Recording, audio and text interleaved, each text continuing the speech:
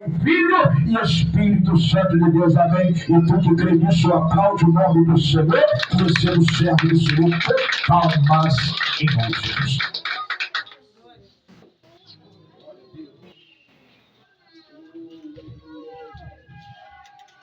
Meus irmãos, recebam todos a paz do Senhor Jesus, amém? Quero glorificar o nome do Senhor por essa oportunidade que o Senhor nos concede de estarmos na tua casa, não apenas para estar presente fisicamente, mas espiritualmente também. Atenção voltada para a sua majestade, para a sua palavra. Tudo isso se deve à atuação do teu Santo Espírito na nossa alma e nos nossos corações. Sejamos gratos a Ele por ter nos trazido até esta casa nesta noite. Eu quero convidar você para que possa abrir a sua Bíblia, por gentileza, no Evangelho de Jesus Cristo, segundo escreveu o doutor Lucas, lá no capítulo de número 13, por favor. Lucas, capítulo de número 13.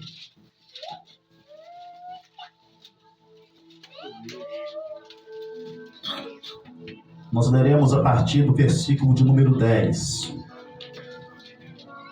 Lucas capítulo 13, a partir do versículo 10.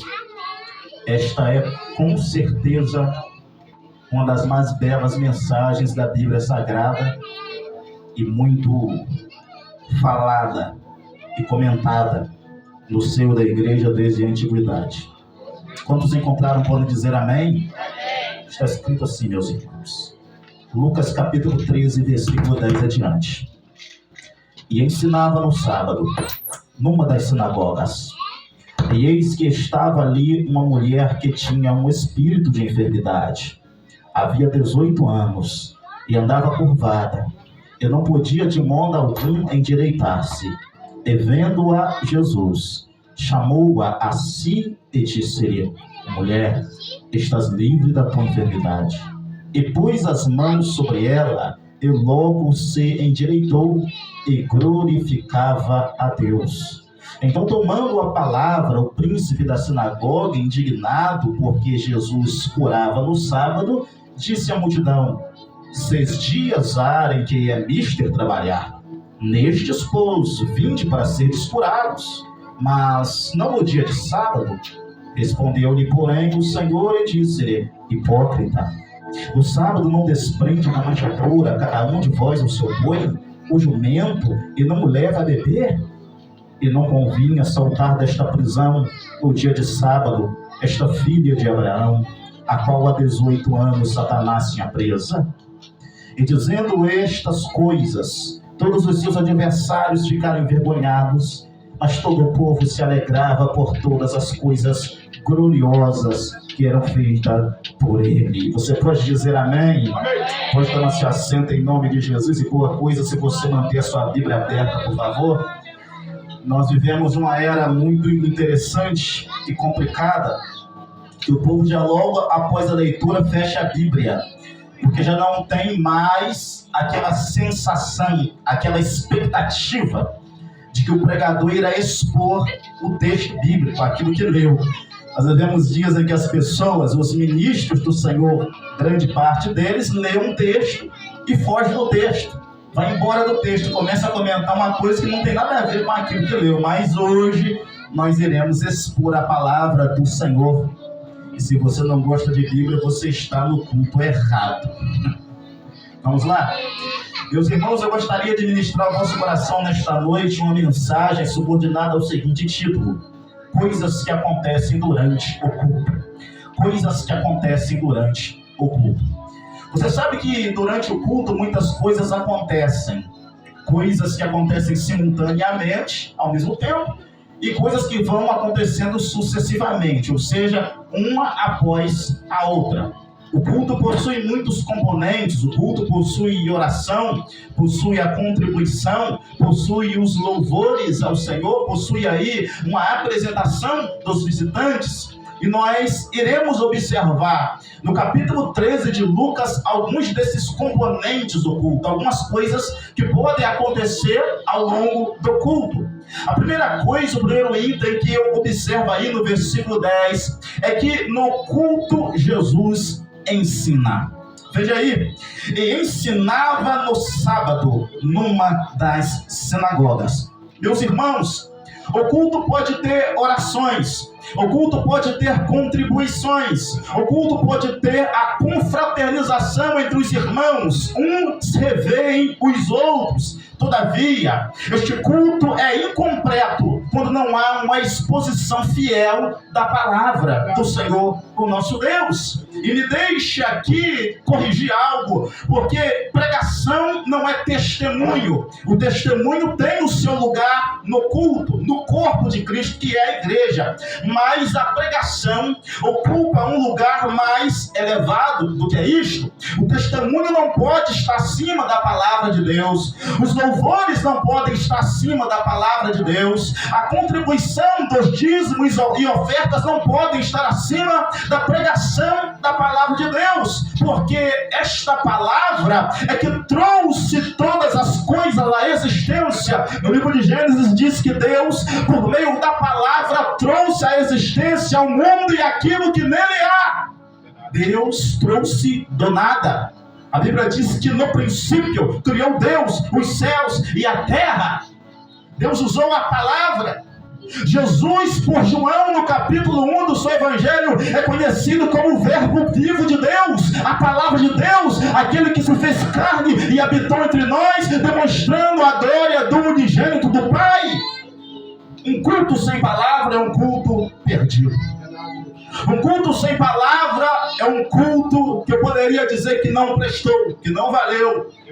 E quando eu falo de culto, eu falo em todas as instâncias. Culto de mulheres tem que ter palavra. Culto dos varões tem que ter palavra. Culto das senhoras tem que ter palavra. Dos senhores tem que ter palavra. Dos adolescentes, das crianças tem que ter palavra de Deus. Festividade pastoral tem que ter palavra de Deus. Porque é uma grande perca de tempo se nós nos reunirmos em um local e não termos a exposição da Bíblia Sagrada. Você vê que ao longo da Bíblia existem diversos versículos que apontam para a valorização da palavra. Há um salmo, o salmo de número 119, que é escrito justamente para valorizar a palavra de Deus. Se você ler ali todos os versos deste salmo, você vai perceber que aquele que escreveu este salmo tinha prazer na lei de Deus, tinha alegria na palavra do Senhor, tinha amor pelos santos preceitos do Pai. A pergunta que eu te faço é: você ama a exposição desta palavra? Você tem prazer em ouvir a palavra? Pois bem-aventurado é aquele que ouve, aquele que lê e aquele que pratica a palavra de Deus. Bem-aventurado é mais que feliz. A felicidade mora na palavra de Deus. A alegria mora em obedecer essa mensagem divina. Olha o que está escrito lá no livro de Deuteronômio. Se não me falha a memória, capítulo de número 6. Deuteronômio, capítulo de número 6. Bendito seja o nome do Senhor, o nosso Deus. É isso, Deuteronômio 6. Eu vou ler para que nós possamos remir tempo. No versículo 6, é Deus instruindo o seu povo. Olha o que Deus irá falar. Deuteronômio 6:6. E estas palavras que hoje te ordeno estarão no teu coração, e as ensinarás a teus filhos, e delas falarás assentado em tua casa, e andando pelo caminho, e deitando-te e levantando-te. Olha aqui a importância da palavra. Você ensina, você aprende quando vai deitar, você aprende quando se levanta, você aprende enquanto caminha. Meu Deus. Lê palavra na hora de dormir, lê quando levanta, lê quando está andando na rua, medita aqui na mente sobre a palavra. Não sei se você sabe, mas uma das maneiras para a pessoa organizar a mensagem na mente e guardá-la é ensinando a palavra de Deus.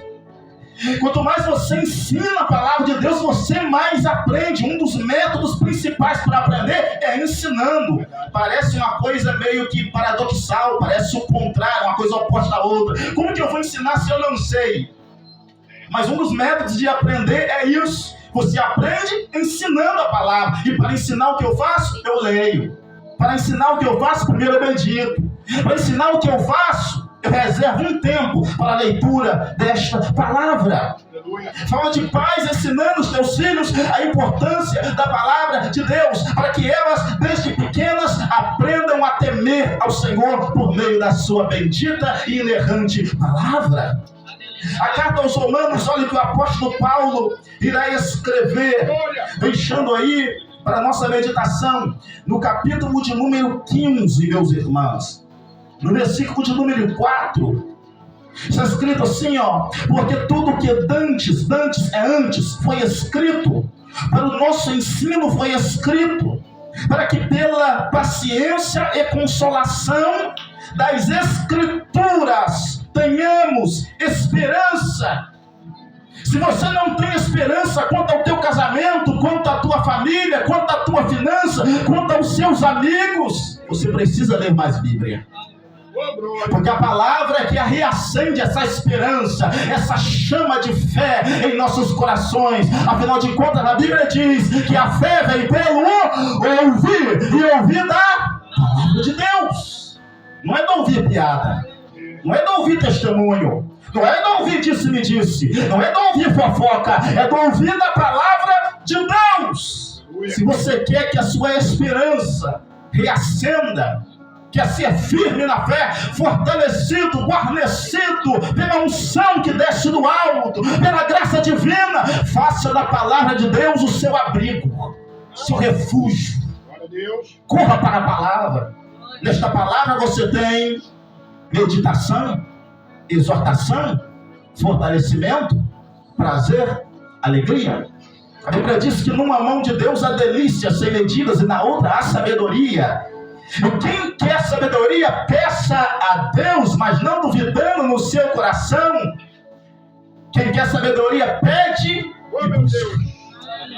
Não é Deus, eu quero sabedoria. Quer ler Bíblia? Não quero. Quer culto de ensinamento? Não quero. Não vai ser sábio nunca. Não vai adquirir sabedoria nunca. Porque a sabedoria vem você pedindo a Deus e você fazendo a leitura da palavra dele. Então o primeiro item do culto é a palavra de Deus. Aleluia. Apresenta-nos, salta os nossos textos, brota desse texto o ensinamento da palavra. Ele ensinava no sábado numa das sinagogas. Qual é o segundo item que se nos apresenta ali? Olha por gentileza aí o versículo de número 11. E eis que estava ali uma mulher que tinha um espírito. E os irmãos, no culto, pessoas endemoniadas podem participar. Jesus está pregando a palavra e tem uma mulher ali que tem um espírito maligno de enfermidade na sua vida, possuindo ela. A ideia de ser possuída aqui é como que alguém pega um objeto e faz dele um joguete. Para onde quiser lançar, lança. Que usa. Para onde quiser levar, leva. Que possui. Que aperta, que oprime, que segura, com braço forte, que não deixa escapar, que não libera, que não deixa ir, que não deixa escapar das suas mãos. Eu vi certa feita a história de 2 pregadores conversando e um pastor dizendo: rapaz, eu não entendo porque na sua igreja os demônios se manifestam. A minha é tão boa que nem demônio se manifesta lá. A outro olhou para ele e disse assim: né? No culto que Jesus pregava, o demônio se manifestava. Você é melhor do que Jesus? Disse assim: ô meu camarada, deixa eu dizer uma coisa para você. Sabe por que o demônio não se manifesta na tua igreja?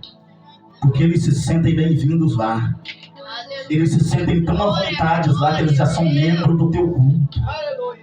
Eles não se incomodam mais com a sua pregação. Eles não se incomodam mais com a sua oração. Eles não se incomodam mais porque vocês não têm temor de Deus. Demônios podem estar em pessoas que fazem parte de um culto, que participam de um culto. Esta mulher tinha um demônio oprimindo, machucando, massacrando, afligindo, apertando, dilacerando a alma. E ela estava no culto. Ela estava no culto. Não pense em você que o demônio não participa do culto, que tem gente que pensa assim, não, quando nós vamos ao culto, o demônio fica lá de fora esperando a pessoa voltar para entrar da pessoa. Não. Ele vem porque ele é enxerido. Ele vem porque ele é intrujão. Ele é intrometido. Ele vem para o culto. Ele vem. E ele fica soprando no ouvido da pessoa. Não creia na palavra. Não, isso aí é bobeira, isso aí é mentira. Não contribua, esse dinheiro vai para o bolso do pastor. Não, esse povo aí é tudo mentiroso. Esse povo aí não tem inteligência, sabedoria. Só um tolo faz parte deste culto. Não creia. Ele vem. Pessoas endemoniadas participam do culto. E aí está o fato ou o motivo de nós virmos ao culto ligados com Deus. Porque tem gente que se endemoniado grita ao lado dele, falta a pouco sair correndo. Tem medo do demônio. E você sabe que a fé, ela é visível. O medo também é visível. O presbítero não tem como ver a fé da pessoa, tem como. Você lembra de que 4 homens trouxeram um paralítico, descobriram um altar e desceram esse homem paralítico em cordas no meio do culto? A Bíblia diz assim: e Jesus vendo a fé deles. Jesus viu a fé. Mas presbítero, só Jesus pode ver a fé? Não. No livro de Atos, a Bíblia diz que Paulo encontrou um homem enfermo e disse assim: e vendo que tinha fé para ser curado. Meu Deus! A fé, ela é invisível, mas o medo também é visível. O diabo sabe quem tem medo dele. Verdade. Meu Deus. A Bíblia fala assim: e mesmo que eu andasse pelo vale da sombra da morte. A Bíblia não fala morte no vale, a Bíblia fala a sombra da morte. Você já parou para prestar atenção nesse texto?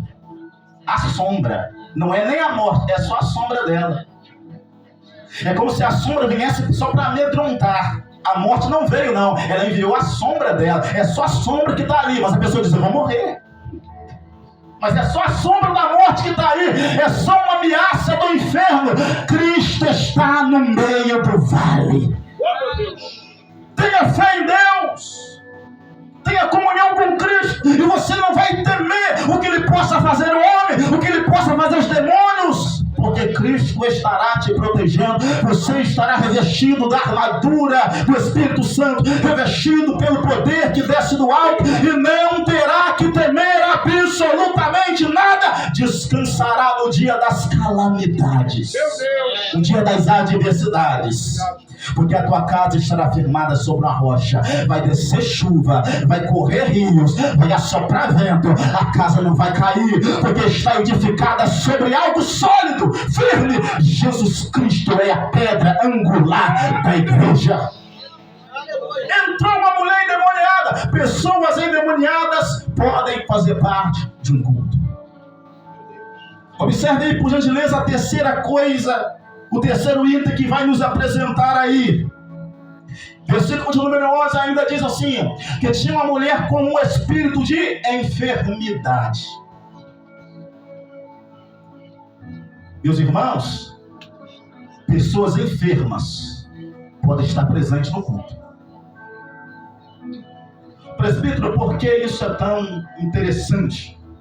Por que isso é tão importante? Para mostrar para vocês que não é porque nós participamos do culto que nós estamos isentos de ficarmos enfermos, de ficarmos doentes.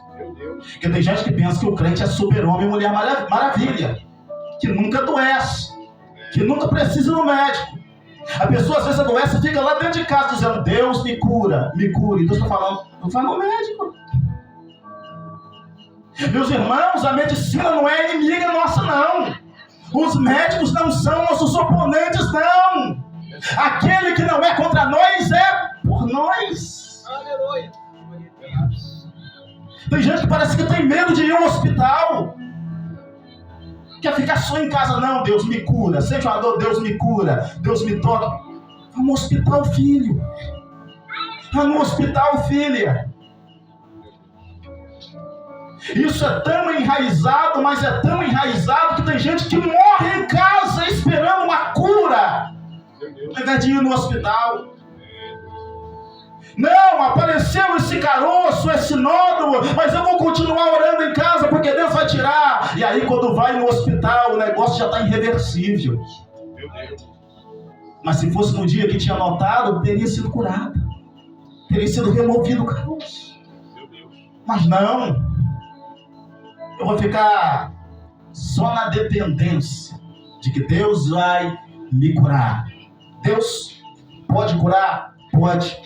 Porém, a fé, ela não é irracional. A fé, ela é racional.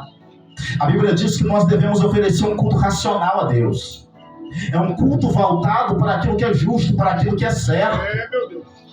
Não é loucura não, meus irmãos. Pessoas enfermas podem fazer parte do culto. E é interessante que esta mulher, mesmo estando enferma há 18 anos, ela ia para o culto todos os dias em que tinha ali adoração a Deus. É incrível que quando a doença vem, muita gente abandona Cristo. Quando o sapato aperta no calo, quer abandonar a Cristo, quer sair da igreja. E diz, porque não adiantou eu estar lá, não adianta nada orar, não adianta nada participar do culto, não adianta nada ler a Bíblia, porque até hoje eu não fui curado, não fui tocado. Você imagina se essa mulher aqui pensasse assim, hoje eu não vou no culto não. Há 18 anos, enferma, encurvada, sendo motivo de zombaria por parte das crianças de sua época, sendo recriminada por parte da sua sociedade. Imagina se ela dissesse assim, eu não vou para o culto hoje não, porque novamente vão olhar para mim com um olhar preconceituoso. Porque naquela época eles acreditavam que a doença se devia ao fato da pessoa ter pecado contra Deus. Então provavelmente quando ela passava na rua indo em direção à sinagoga, indo cultuar a Deus, uma mãe pegava assim pelo braço do filho e dizia, filhinho, não peca contra Deus não, porque se você pecar você vai ficar igual essa mulher. Meu Deus. Não peca contra Deus não, minha filha, porque se você errar contra Deus, se você não tiver temor de Deus, você vai ser igual aquela ali, ó, encurvada. Meu Deus. Eles acreditavam que isso era um símbolo do pecado. Falhou, então está sendo punido por Deus, está sendo ferida por Deus, está sendo pisada por Deus, massacrada por Deus. Mas em 18 anos, ela não deixou de frequentar o culto. Pessoas enfermas podem fazer parte do culto. Veja aí que há um quarto componente dentro do texto. No culto Jesus nos vê. Eu não sei se isso é bom ou se isso é mal. Versículo de número 12. E vendo-a Jesus. E vendo-a Jesus. No culto Jesus viu ela. A palavra descrita aqui do grego é eidor ou aido. As duas formas estão corretas. E não é só ver, bater o olho e desviar o olhar. É ver e analisar. Vendo-a Jesus. Vendo-a. É colocar os olhos e investigar. É voltar todos os seus sentidos, seus sentimentos para um ponto específico. É uma investigação, é um olhar investigativo, é um olhar clínico, analítico, vendo-a Jesus. Se eu digo que Cristo te vê, qual é a sua reação? Qual é o seu sentimento com respeito a isso? Alguém pensa assim, depende, presbítero, da maneira que você falar. Que se eu digo assim, meu irmão, Cristo te vê. Ele te conhece, viu? A pessoa vai pensar assim, rapaz, se ele me vê, ele sabe dos meus pecados. Ele me viu pecando, ele me viu falhando. Mas se eu digo num tom assim, meu irmão, minha irmã, Cristo te vê. Viu? A minha voz é mais branda, é diferente. E traz a sensação em você que está me ouvindo de que Cristo vê as suas lutas, as suas adversidades, as suas tristezas. Mas a verdade no texto é que Cristo viu esta mulher e vendo-a Jesus. que eu fiz questão de anotar. Provérbio 15:3. A Bíblia diz assim, que os olhos do Senhor estão sobre toda a terra, observando quem é mau e observando quem é bom. Hebreus capítulo 4, versículo 13 diz que todas as coisas estão nuas e patentes perante os olhos daquele com quem nós devemos um dia prestar contas. Deus vê. A Bíblia diz que Deus vê o caminho dos homens, Ele enxerga cada um de seus passos. Jó capítulo 34, versículo 21. Salmo de número 33, meus irmãos, versículo 13. Olha o que vai dizer a palavra do Senhor. Salmo 33, versículo de número 13. O salmista vai dizer a seguinte coisa. 33, 13 adiante. Diz assim: o Senhor olha desde os céus e está vendo a todos os filhos dos homens. Alguns homens? 1/3 dos homens? Não. Todos os homens. Do lugar da sua habitação contempla todos os moradores da terra. Aquele que forma o coração de todos eles, que contempla todas as suas obras. Não há rei que se salve com a grandeza de um exército, nem um homem valente se livra pela sua muita força. O cavalo não garante a sua segurança, nem livra ninguém com a sua grande força. Eis que os olhos do Senhor estão sobre todos os que o temem, sobre os que esperam na sua misericórdia, para lhes livrar as almas da morte, para os conservar vivos na fome. Deus vê você. Deus contempla as suas dores. Às vezes as pessoas se sentem invisíveis no seu contexto social, familiar, e pensam: ninguém me vê.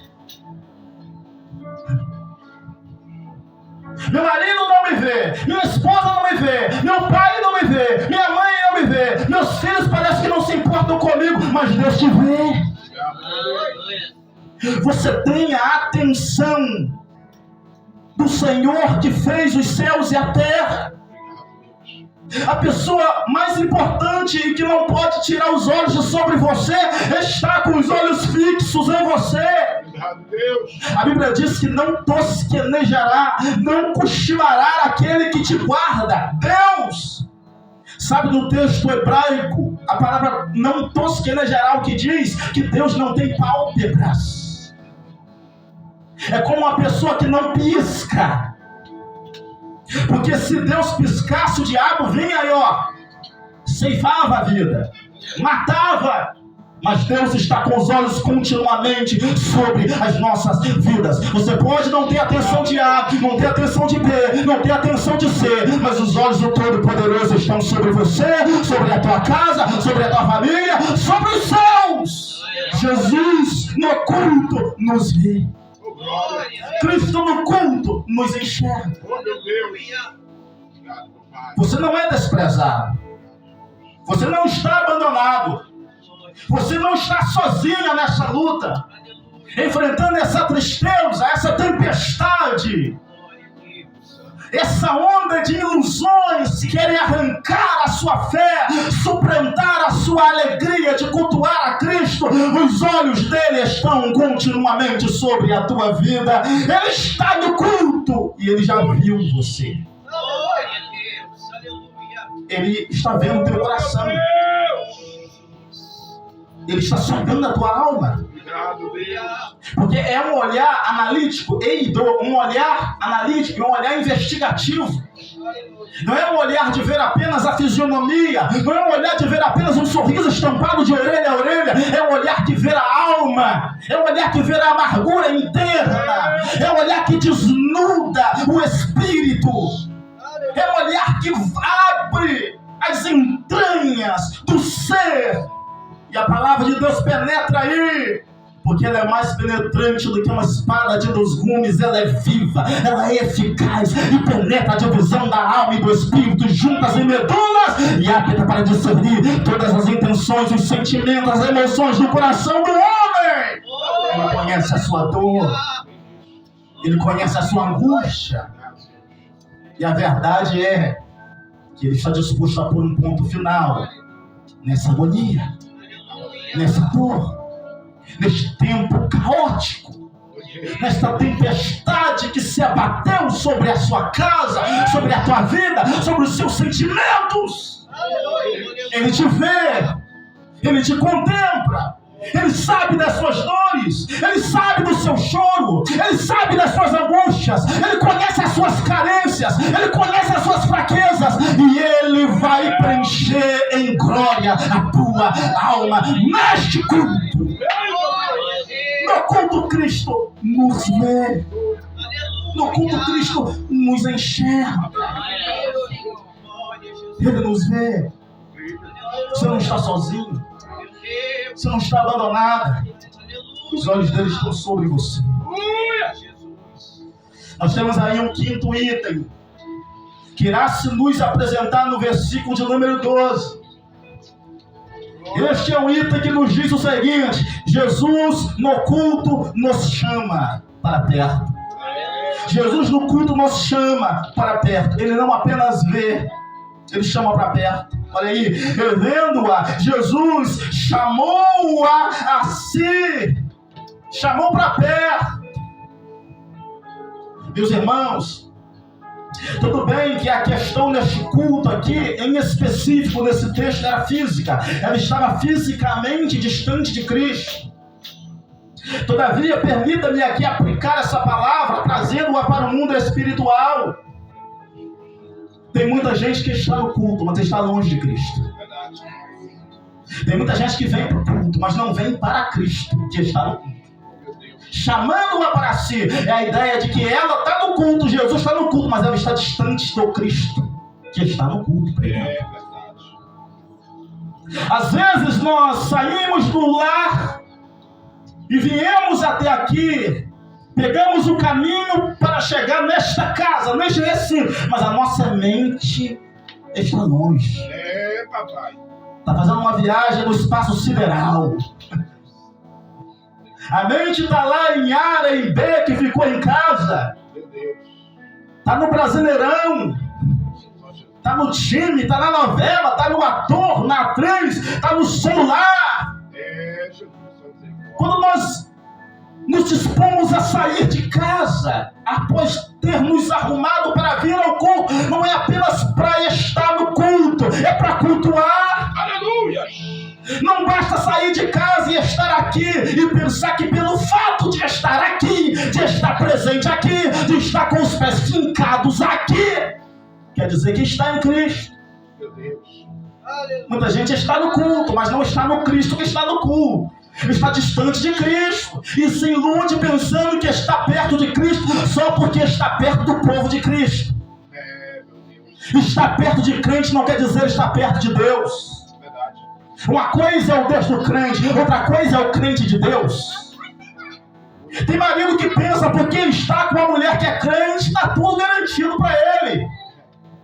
Tem esposa que pensa porque tem um marido crente, um marido que ora, que busca, que lê Bíblia, está tudo garantido para ela. Que no dia do arrebatamento, quando o marido for subindo assim, ela vai agarrar na barra, assim, a calça e vai dizer: não, me deixa não, me leva junto. Mas a Bíblia diz que o arrebatamento será como um abrir e fechar de olhos. É assim, ó. Ninguém vai ver ninguém subindo. Some de repente.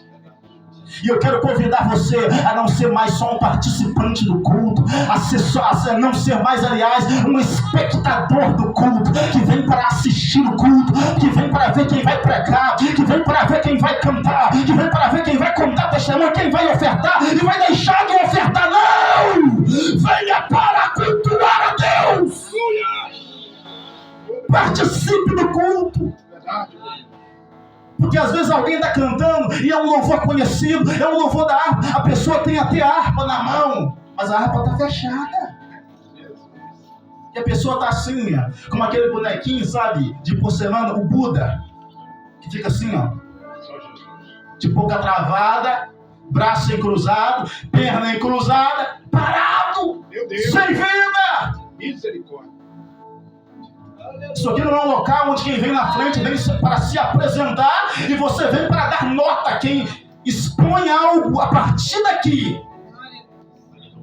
No culto nós devemos entrar para sermos participantes.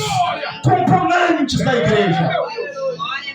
Não seja mais um telespectador, alguém que vem para ver a performance dos demais. Venha para cultuar a Deus. Aí no fim do culto alguém diz: você viu fulano de tal desafinou? Você diz: não, eu nem prestei atenção, eu estava em Cristo, estava em espírito de oração, estava buscando a face do meu amado. Jesus chamou-a para perto, e Ele chama você para perto hoje. Não apenas você que é crente para perto, mas chama você que está desviado, você que está afastado, você que ainda não se rendeu a Cristo. Ele chama você para perto hoje. Não seja só alguém que fica na cadeira telespectando o culto, mas participa do culto também. Ele te chama. Como os discípulos disseram para o cego Bartimeu: tem bom ânimo, porque Ele te chama. Eu digo para você: tem bom ânimo. Ele chama você para o Evangelho, Ele chama você para a presença dEle, Ele chama você para perto dEle. Nesta noite chamou-a a si. Papai. Eu não vou ao texto, vou apenas citar o versículo e tentar aqui diminuir para que nós concluamos. Hebreus capítulo 3, versículo 1, a Bíblia diz que nós somos participantes do chamado celestial, que Cristo, o sumo sacerdote, nos fez. Mateus 11, 28, vinde a mim, todos vós que estáis cansados e sobrecarregados, e eu vos aliviarei. Jesus nos chama. 2 Timóteo capítulo 1, versículo 9, fala que Cristo nos chamou. Apesar das nossas debilidades, das nossas fragilidades, Ele nos chamou e nos trouxe para perto de si. 1 Coríntios 1, 26, Ele também nos chama para perto de si. Meu Deus. Mas no culto, concluo aqui, em penúltimo lugar, no culto, Jesus também nos cura. Olha aí, versículo 12 ainda. E disse-lhe: mulher, estás livre da tua enfermidade. E pôs as mãos sobre ela, e logo se endireitou. 18 anos humilhada, 18 anos encurvada, 18 anos dependendo da ajuda de alguém, às vezes para transportá-la, pegar no braço para levar. 18 anos tendo que contar com a boa vontade de alguém para transportar, para oferecer uma mãozinha. 18 anos nessa peleja, 18 anos nessa luta, 18 anos sendo enferma, 18 anos sendo zombada pela sua sociedade, 18 anos com alguém dizendo: você pecou e por isso que você está nessa situação. Acabaram ali. E a mulher que andava encurvada recebeu o toque da misericórdia de Cristo e endireitou-se.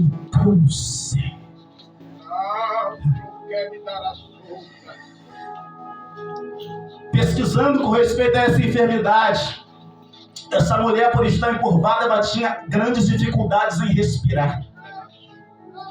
Ela respirava com dificuldades, com muita luta. Os seus pulmões estavam comprimidos. Você imagina a luta para ela chegar no culto todas as vezes. Sabe, eu imagino essa mulher curvada vindo para o culto e parando às vezes no caminho. Porque falta ar, falta vigor, falta força, falta fôlego para chegar. Mas ela vai chegando. Ela vai caminhando. Aleluia. Assim a fé é de passo em passo, é de pouco em pouco. O corpo está doendo, mas na alma ela está dizendo: eu vou chegar lá no culto. Quem sabe não é hoje que eu finalmente serei curada. Quem sabe não é hoje que essa tristeza passa. Quem sabe não é hoje que eu irei me endireitar, que a minha coluna vai desentortar. Quem sabe não é hoje. E o Jesus que está pregando olhou para ela Meu Deus. como ninguém olhou. Seu olhar não é um olhar de nojo, é um olhar de misericórdia. Seu olhar não é um olhar condenatório, é um olhar gracioso. Verdade, meu Deus. Seu olhar não é um olhar de desprezo, é um olhar de amor. Glória. E chamou-a a si, tocou-a e disse: mulher, estás livre de tua enfermidade. E endireitou-se. Lá em Isaías capítulo 53, o profeta messiânico diz, no versículo 4, que Jesus tomou sobre si as nossas enfermidades, que o castigo que nos traz a paz estava sobre ele. Verdadeiramente ele nos curou pelo seu santo sacrifício. O Jesus que cura, não falta culto. O Jesus que abraça, não falta culto. O Jesus que quer arrancar a angústia, não falta culto. No Apocalipse capítulo de número 1, ele caminhava no meio dos 7 castiçais, os castiçais representando 7 igrejas, e no meio das 7 ele estava presente. Onde houver 2 ou 3 reunidos em meu nome, ali estou eu presente no meio deles. Jesus está neste culto. Jesus está ao teu lado. Jesus está perto de você. A tristeza está aí, a angústia está aí, a dor está aí, mas pelo poder da palavra de Cristo eu declaro nesta noite como pregoeiro desta mensagem que é viva. Ele cura você, ele cura a tua carne, ele cura teu coração, ele cura a tua alma, ele cura o teu espírito. Ser curada desta tua enfermidade. E endireitou-se,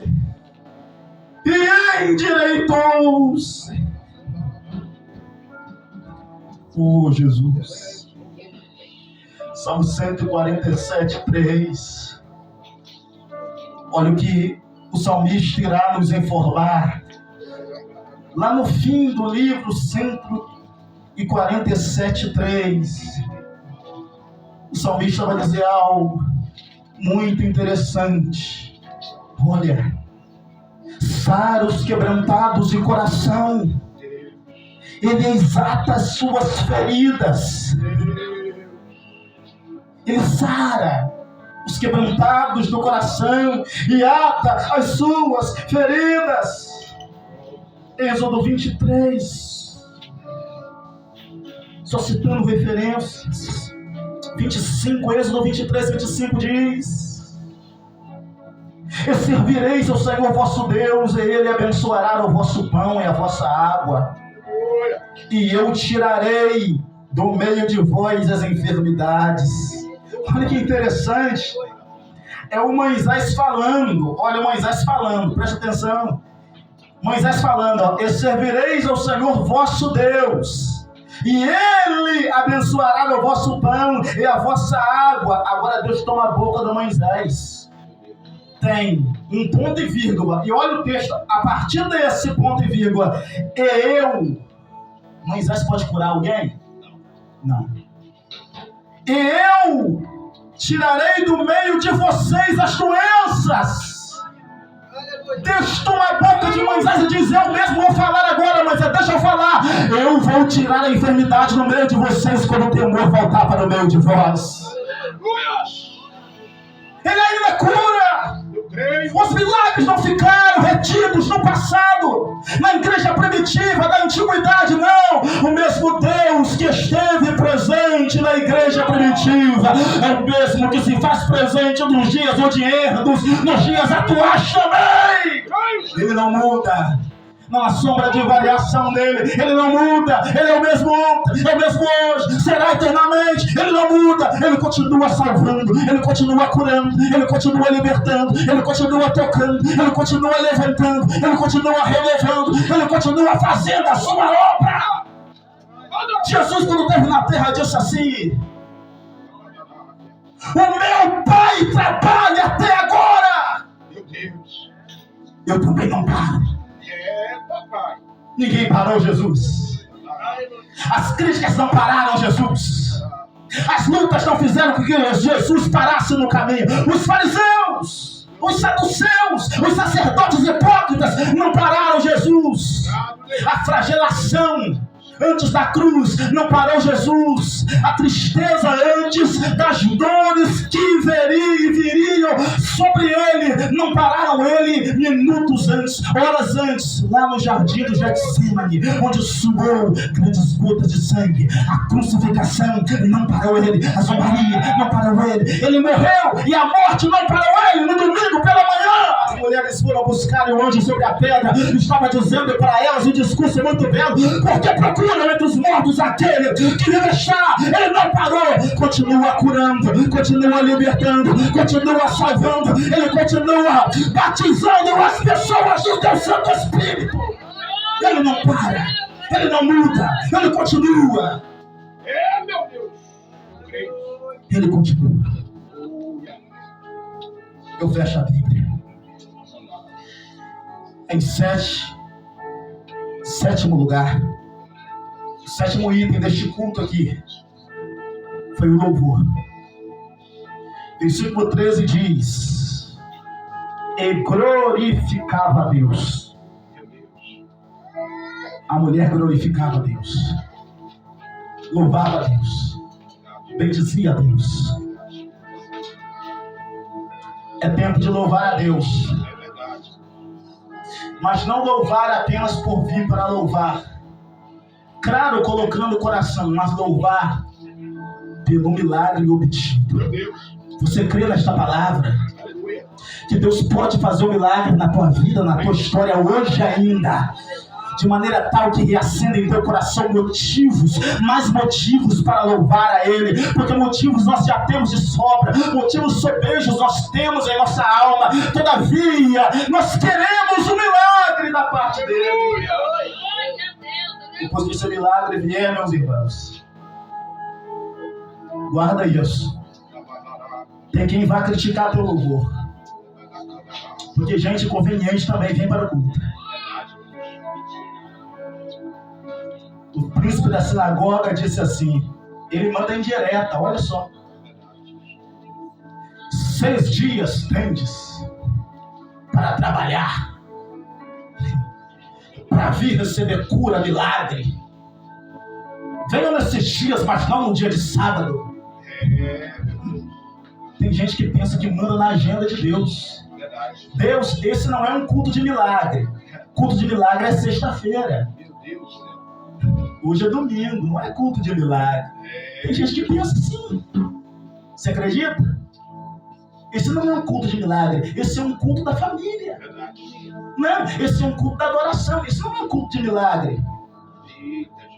E você vê que ele não critica Jesus diretamente. Ele é tão covarde que critica indiretamente. Ele diz vocês. Ele fala na parte geral. Vocês têm, mas Jesus entendeu que ele está mandando em direto. Tanto para ele, Jesus, quanto para a mulher que foi curada. Imagine, meus irmãos, que o milagre aconteça no culto. O que você ia pensar se o nosso pastor dissesse assim, ó? Jesus levantasse um paralítico no culto, o nosso pastor disse assim: rapaz, hoje não é dia de milagre, não. Que negócio é de Cristo curar hoje? Fazer milagre hoje? O que você pensaria do pastor? As piores coisas. Mas esse homem que fala aqui, ele era o pastor desta igreja, nós podemos dizer. Ele era o líder. O milagre acontece e ele fica de cara feia.